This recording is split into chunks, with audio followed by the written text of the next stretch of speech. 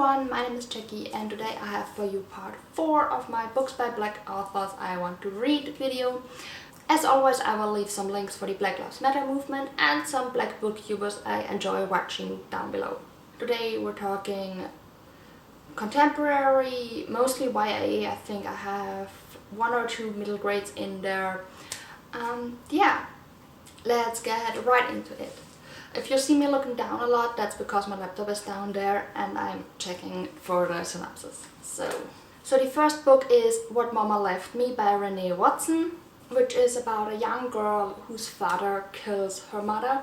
So she and her brother have to live with their very strict grandparents, and it's just about her dealing with that. It says here she gained strength from the family around her, new friends she finds, and her own careful optimism.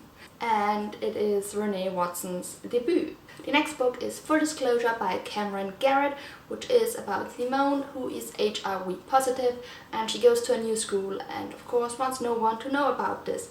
But then she starts dating Miles and thinks about telling him, but before she can do so she finds a note in her locker threatening to expose her secret of being HIV positive unless she stops hanging out with Miles.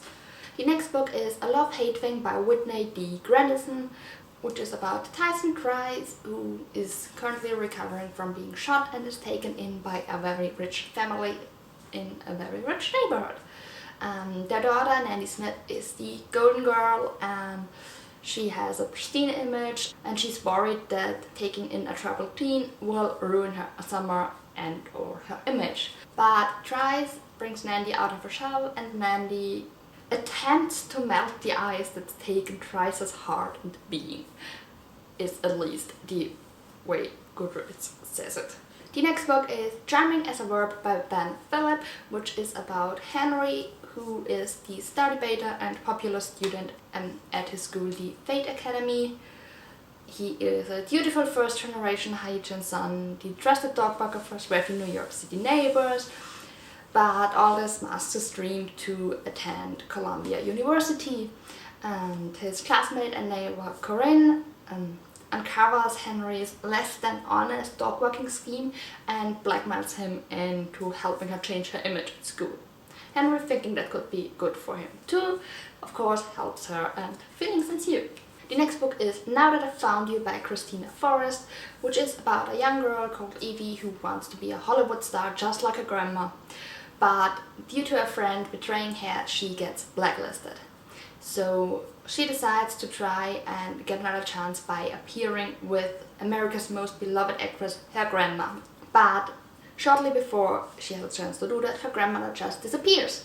So to look for her, she asks Milo for help, who is a musician and the last person who has seen her grandmother. The next book is With the Fire on High by Elizabeth Acevedo.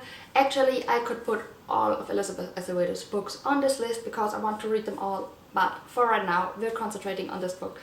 So this book is about Imoni, who is a high school senior and has a little daughter, but she doesn't let that stop her from trying to reach her goal, her lifelong dream of working in a real kitchen. The next book is The Voting Booth by Brandy Colbert, which is about Marva, who is really excited about being able to vote for the first time. She wants to change the world and voting for the first time is a great start.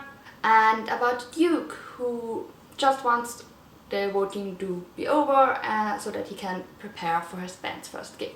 But he can't vote. So when Marva sees him turned away at the polling place, she takes it upon herself to make sure that his vote is counted. The next book is If It Makes You Happy by Claire Can, which is about Winnie, who is set to attend college in fall, and over the summer she works in her granny's diner. And she dreams about one day inheriting the diner, but if they can't make money fast, she will lose it. So she wants to participate in a cooking competition, but her grandmother doesn't want her to compete, so she has to find a way around her grandmother.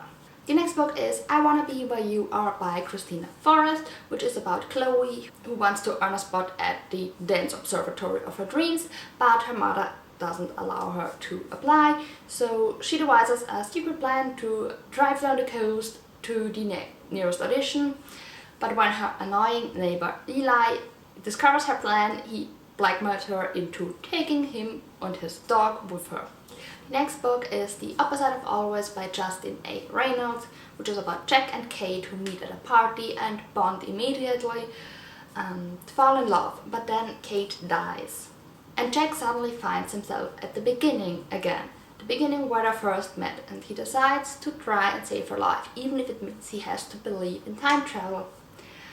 But his choices have consequences, and when those end badly for someone else close to him, he has to question what he's willing to do to save the people he loves.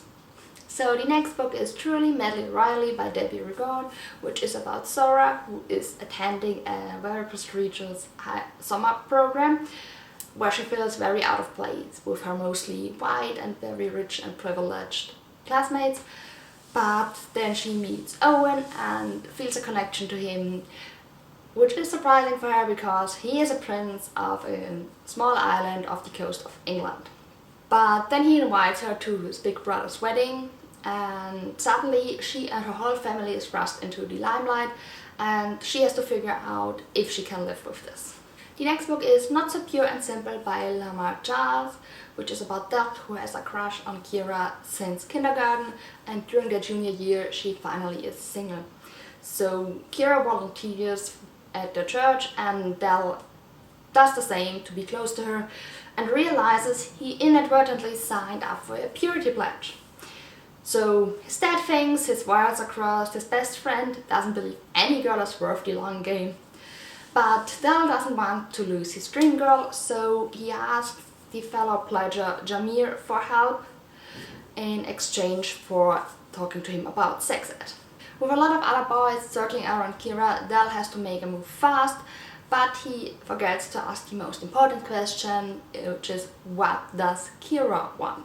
And the last book for this video is The Field Guide to the North American Teenager by Ben Phillip, which is about Norris Kaplan, who is clever, cynical, and too smart for his own good. He is a black French-Canadian who moves to Austin, Texas. Down there he starts to catalog everyone he meets, the cheerleaders, the jocks, the loners, and the manic pixie dream girl, not really planning to make any friends. But along the line, those labels become actual people. There's the loner Liam, who wants to be his friend, Madison, the better cheerleader, and Artie, the manic pixie dream girl. But at the night of prom, Norris screws up royally and he tries to pick up the pieces and make everything right again. Alright, so that are all the books for this video. So if you have read any of these books, let me know down below. Let me know which books I should prioritize. I have one last video in this series planned, which will be some more contemporary and YA books, and I'll talk to you in my next video. Bye!